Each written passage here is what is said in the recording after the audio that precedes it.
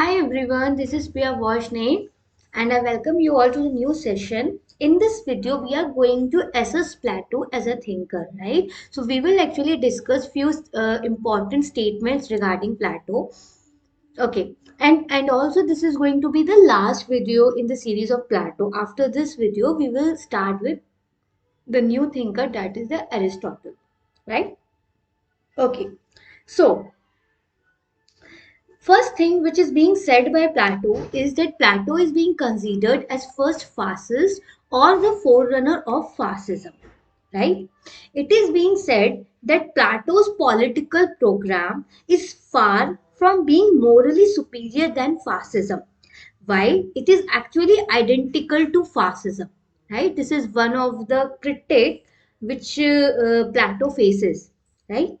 So, in order to understand this statement, let us first understand this term fascism. So, the term fascism basically represents a kind of socio-economic, political,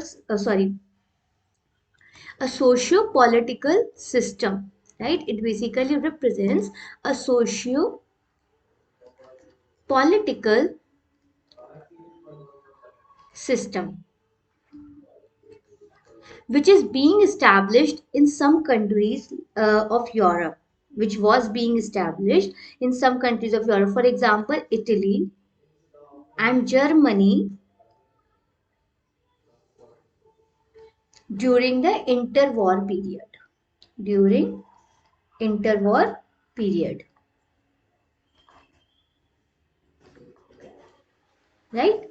Now, fascism is, or you can say it can be considered as an example of totalitarianism. Totalitarianism. Now the question arises, what is totalitarianism? So as you can see that it actually comprises of the word total, right? So basically this is a kind of system where people do not have any rights or liberties, or you can say that there is a total or complete control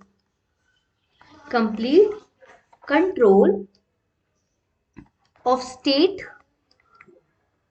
over all aspects of life, all aspects of life of citizens, which also includes the physical sphere, right? Now the question arises that who calls, sorry, huh. So now the question arises that who calls Plato as first fascist? So basically there are some Western philosophers like Isaiah Berlin, right? Isaiah Berlin, Karl Popper, right? So so basically, some of these Western political philosophers actually calls Plato as the father of totalitarianism, father of totalitarianism, right? Why? Now the question arises, why? See, we all have in the previous video we have studied about what about his theory of communism, etc. Right?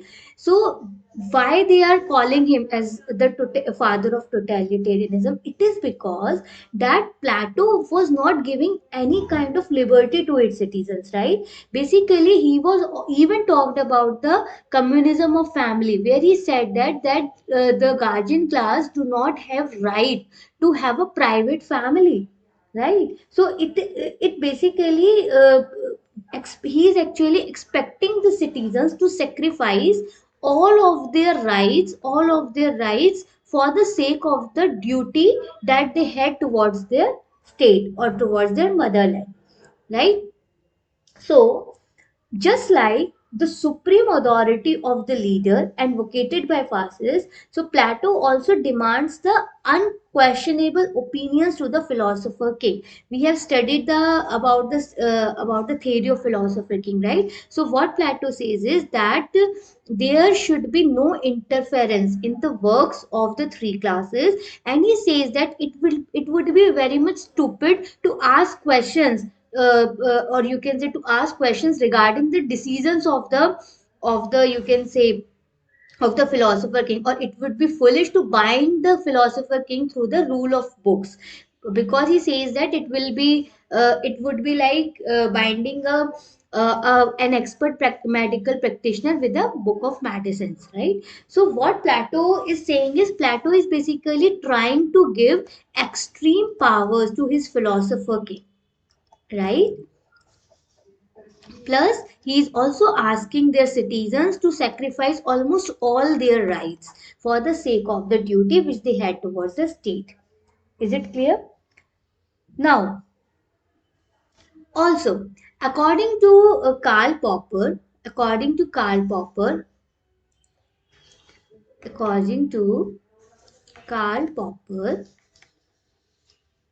right? Plato has actually ended what? Ended the tradition of dialectics, which was propagated by the Socrates. What he says is that Socrates, who is being considered as the wisest man, he has proposed this method in order to reach to the reasons or to the true knowledge, right? True knowledge. And what was this? That was actually the kind of argumentation, right? So what Socrates said was that through logical arguments or argumentation, we can reach the, or we can actually reach the true knowledge, right? So what Karl Popper says is, when Plato says not to question the philosopher king, at the same time, Plato is also denying to any logical argumentation or any logical debate on the decisions of the philosopher king, right? So what he says is that Plato is actually ending this tradition of dialectics. Is it clear?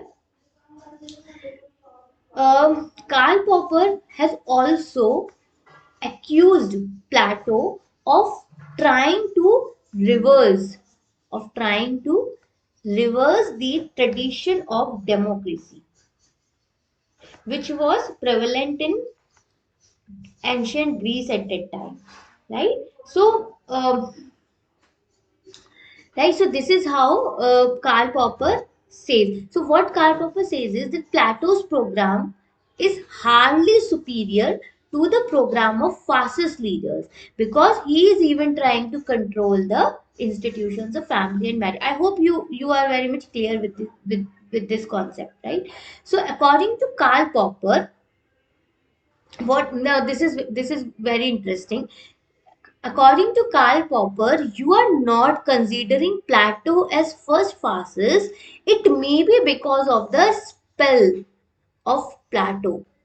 यानी प्लेटो का ये जादू ही है जिसकी वजह से आप उसको फर्स्ट फासिस्ट नहीं कंसीडर कर रहे हैं, right?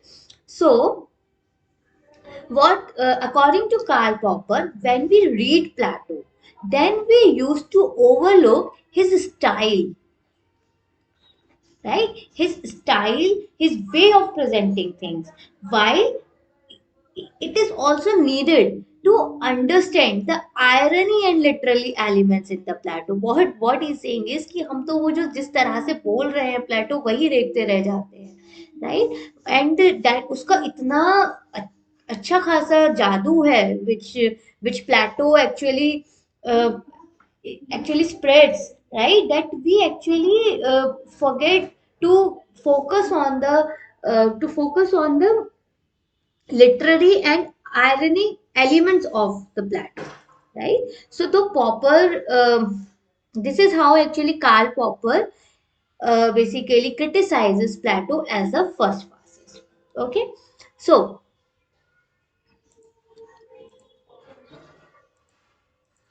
sorry. So since in the question in the examination we cannot so we also have to conclude the answer, right? So if you get the statement like this, so after mentioning about the views of the Karl Popper, you can also write that though Popper has established Plato as totalitarian, yet it can also be said that sorry it can also be said that Popper has Popper has misread Plato. Why?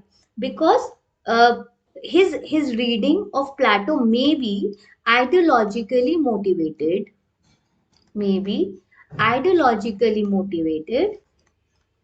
Why? Because how can Popper be so sure about Plato's ambitions when there was a lot of ambiguity, right? We have actually studied about Plato and there was so much of ambiguity. Then how Popper can be so sure about his thoughts or about his ambitions, right?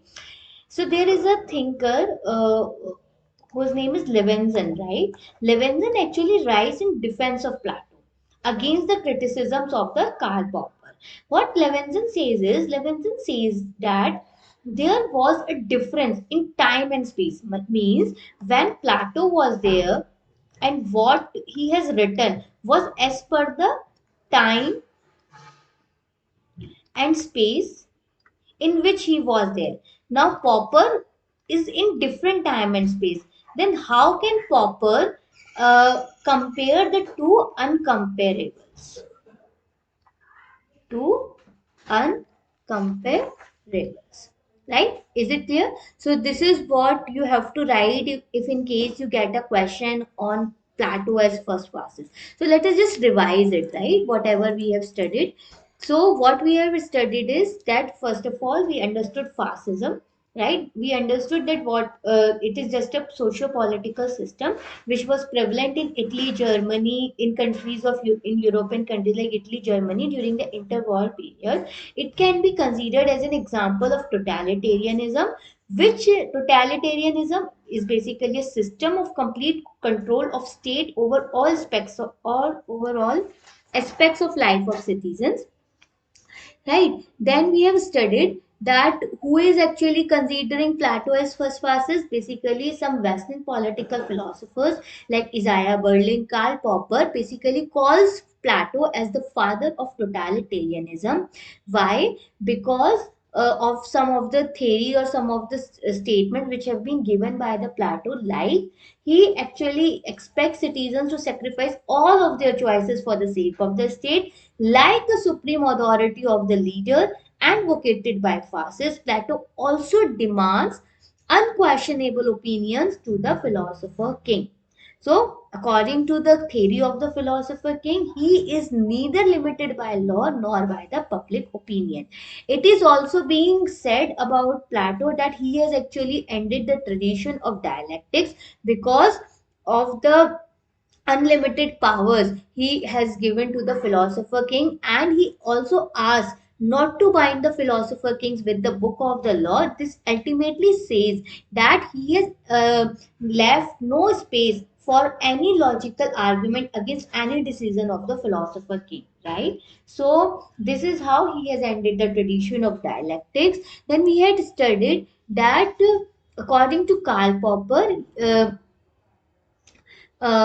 we if we are not according to Karl Popper, if we are not considering Plato as the first fascist, then it may be because of the spell of Plato, right? We may be overwhelmed with his style of saying things, of presenting things, that we are not actually focusing on the logical element, on the irony elements of his theories, right? So at the end, you can write that though Popper has established that Plato was a totalitarian, yet it can be said that Popper may have misread Plato, or he may be ideologically motivated, Why? Because if there was so much ambiguity in the works of Plato, then how can Popper may be so sure about the ambitions of the Plato? At the last, you can write about Levinson, that Levinson wrote in defense of Plato against the criticisms of Popper.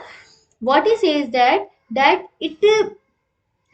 is a difference in time and space of Plato and Popper, and it is just like the comparing the uncomparables. Is it clear? Okay, so next is Plato is being considered as the first feminist. So right, basically, who are feminists? So the people who are basically fighting for the gender equality or gender justice, basically they are referred to being as the feminists, right? Now, why Plato is being considered as feminist? See, despite coming from the, we all know that at that time, at that point of time, from which Plato has belonged, there was a patriarchal society, highly patriarchal society, right? But still, Plato never believed that women suffer from any natural disabilities, right? He has never believed. Even in his, when we have studied his theory of education, we have seen that when he was comparing the education system of Athens and Sparta, Plato said that Plato has actually incorporated the system which was there in the Sparta, where both man and woman were allowed to get education, while in Athens at that point of time, only man were eligible to get the education. Right?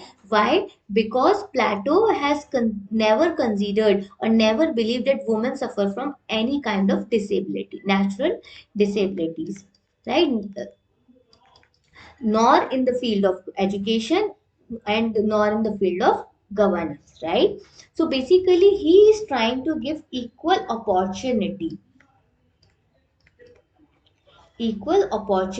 to both man and woman, right? We have also studied his theory of communism, right? So what we have seen that behind his theory of communism of family, one of the motive of the liberation of women from the duties which she was performing to to the family, like taking care of the child, right? Because in his scheme of communism, what he was saying is that after the birth of the child, after few months of the birth of the child, the custody of the child will be taken by the state, so that this will have the liberating effect liberating effect on the woman, because it was seen that almost all the time women were basically considered to be responsible for taking care of their children, right? So what do you think, Plato was a first feminist or not? See, whether he was a first feminist or not, it will be actually remain as the matter of debate. It will remain as the matter of debate. See, those who think that Plato cannot be regarded as feminist, they actually believe that for feminists, the main objective was the liberation of women, right? Was the liberation of women. While when we was when we had studied Plato, then we saw that the main motto of Plato was not, primary purpose of Plato was not the liberation of women, right? It was not the primary aim. His aim was to make women free so that he can utilize their talent in the service of the state,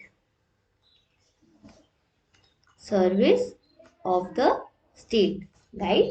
So basically this will remain a matter of debate whether to call Plato as first feminist or not, but we cannot ignore that Plato was the first person in the Western world who has recognized that woman does not suffer from any natural disabilities. He has even given the concept of philosopher queen, right?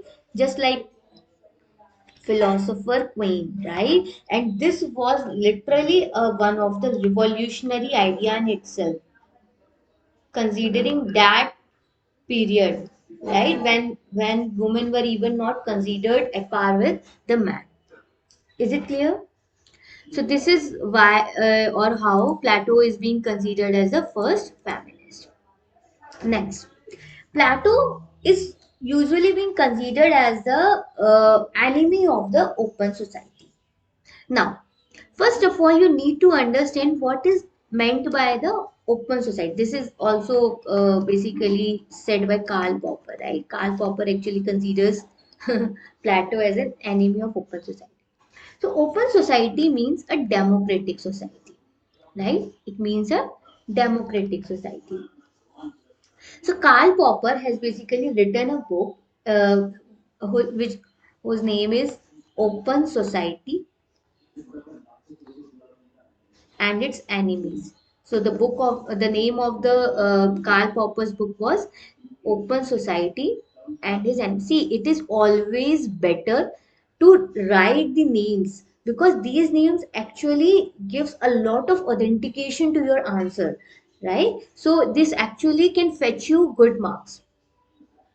Okay, so Karl Marx, basically in his book that is Open Society and Its Enemies, he says he has shown that Plato's theory have the dangerous tendencies towards totalitarianism.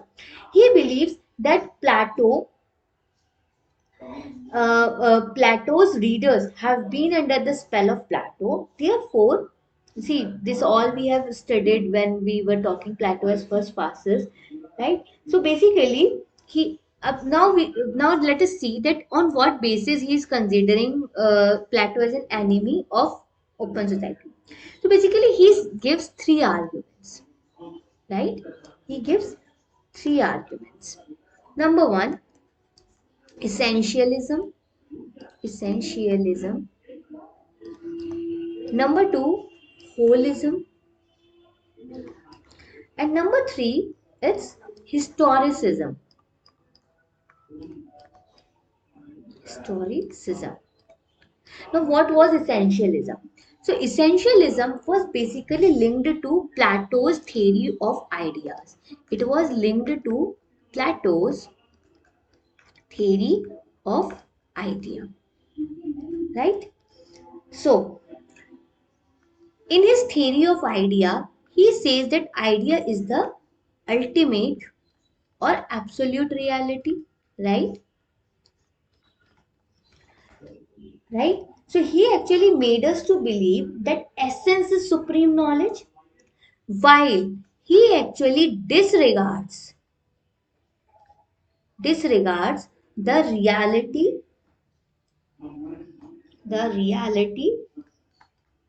of this world, right? Of this world. So he has basically divorced us from the reality and then he has forced us to think about some reality which is beyond the understanding of the common man. Right? So this is the first argument that Popper is trying to give against the Plato. Number one. Number two is the holism. Now, what is holism?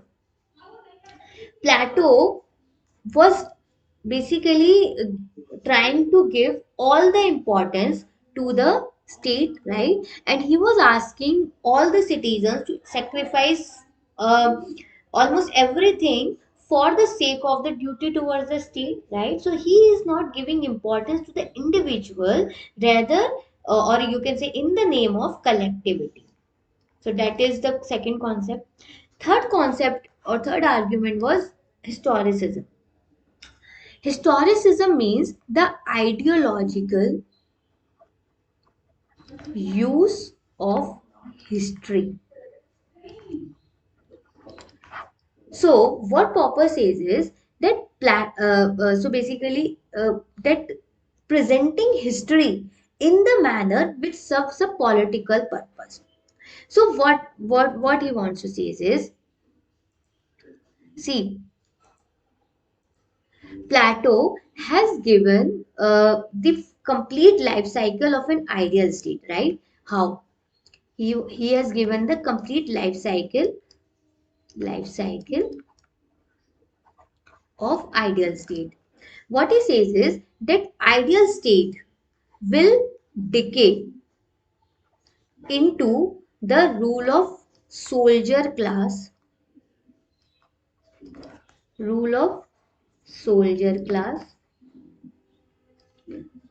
which he actually calls as timocracy,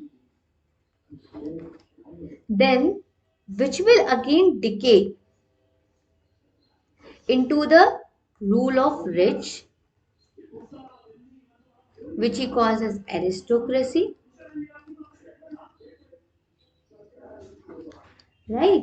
So thus Plato suggests that in order to prevent this decay, there is a necessity for the rigid and strong control over the or of the philosopher king over the state. So basically, all the totalitarian leaders reflect above idea. For example, they establish, for example, how these totalitarian leaders or how Plato is basically reflecting the ideas of totalitarian leaders is, for example, what totalitarian leaders do is they first establish the primacy of the state. Okay? They first establish the primacy of state or nation or race, right? Over individual, right? Now, in order to justify their rule, they actually rely on creation of myths, just like the myth of what we say that idea was the ultimate reality, like things, right? Then they give law of decay like this, and then they suggest people to, if they do not want a decay, for example, if they or if they want to postpone this kind of decay, then please make the sacrifices, right?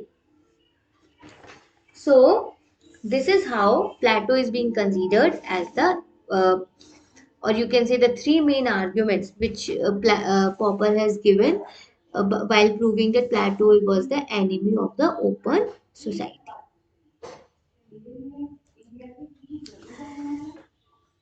Next, let us now assess Plato as a thinker. See, Plato is being considered as the father of philosophy. He is being considered, or it is being considered that Plato is philosophy and philosophy is Plato.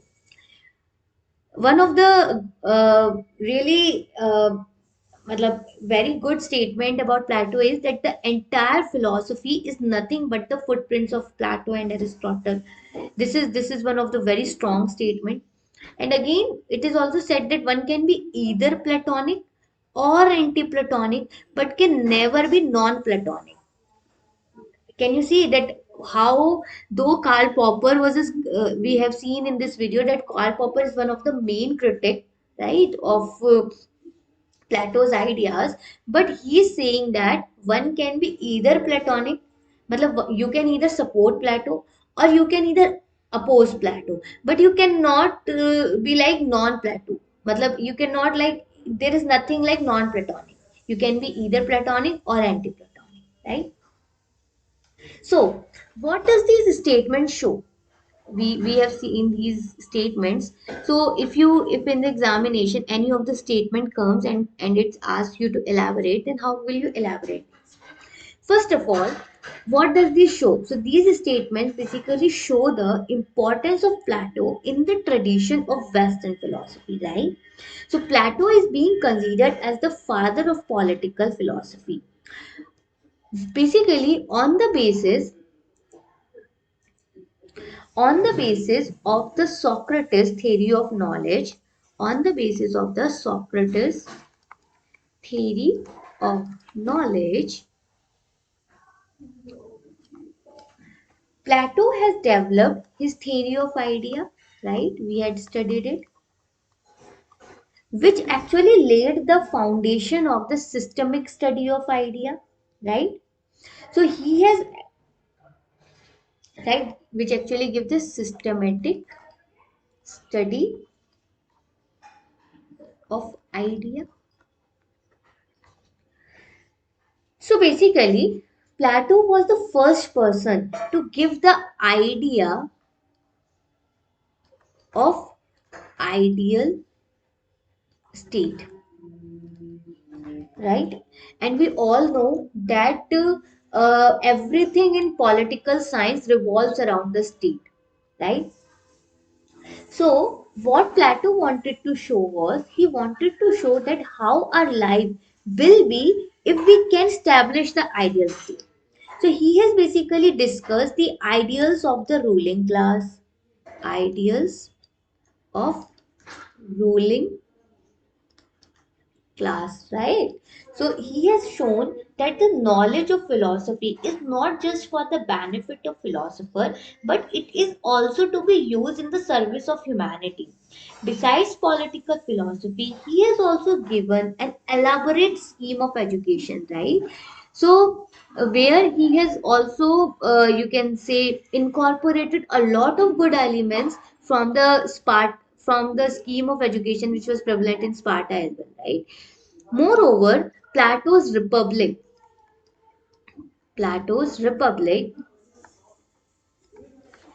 is not only a masterpiece in political philosophy, it is also regarded as the best book written in the field of education,